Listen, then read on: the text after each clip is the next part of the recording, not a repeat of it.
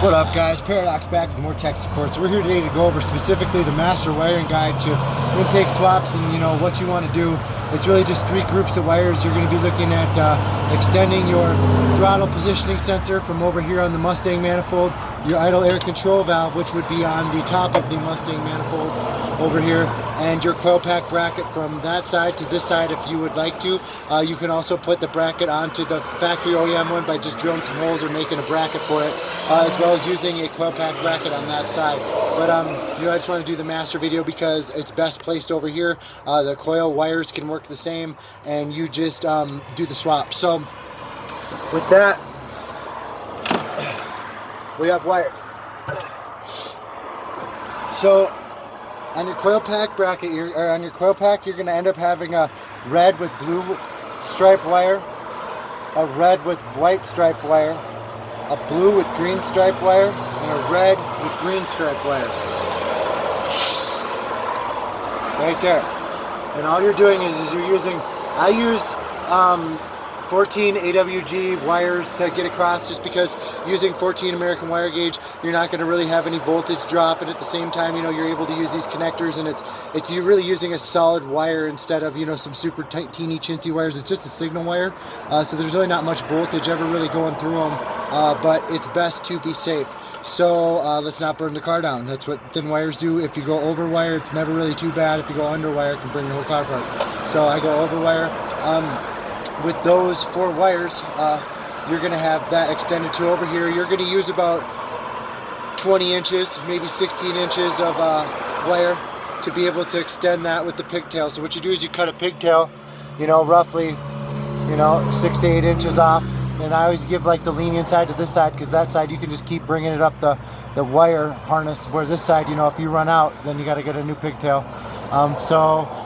Kind of be lenient on this side. I'll bring it over here that 24 inches it needs to be, and be able to plug it in.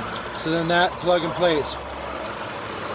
What we're going to have next is called idle air control valve, and what this is right on top of your engine. It's going to be right here on the Mustang intake, and you're going to have to be relocating that to either on top of your engine right here, or you're going to have to be like me, where I just have it on a plate nestled in here, so it kind of just hangs out.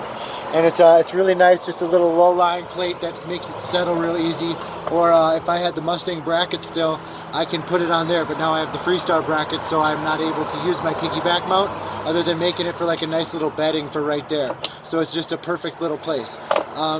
With this, it's just it's a bracket for IAC that I made. All I did was drill 2 large holes through it, and then these 2 through it, and I'm able to pretty much mount the tapped IAC. So like with the IAC, I showed you in another video how to tap them and put these fittings in it, and now you're able to just take that tap fitting that's never going to have a vacuum leak and put it through, because it's not attached to this plate, it's just going through to the barbed fittings.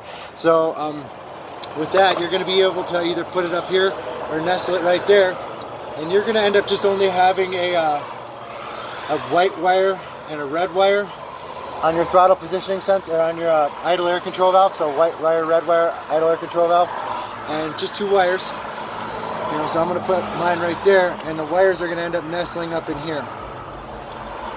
And then so what we have left is, that's also only going to be about 12 inches. You'll probably take about 12 inches of wire to get your idle air control valve to the front of the engine.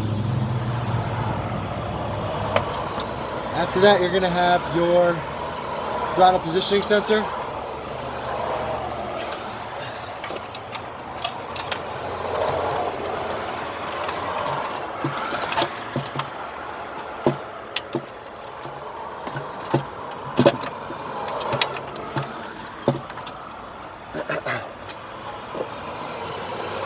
And once your intake is back on,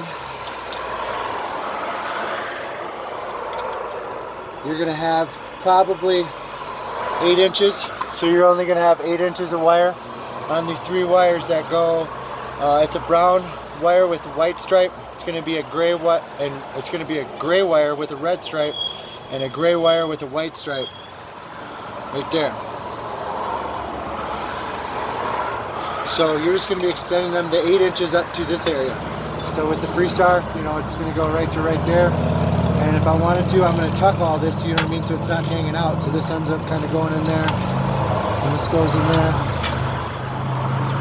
This tucks up into there.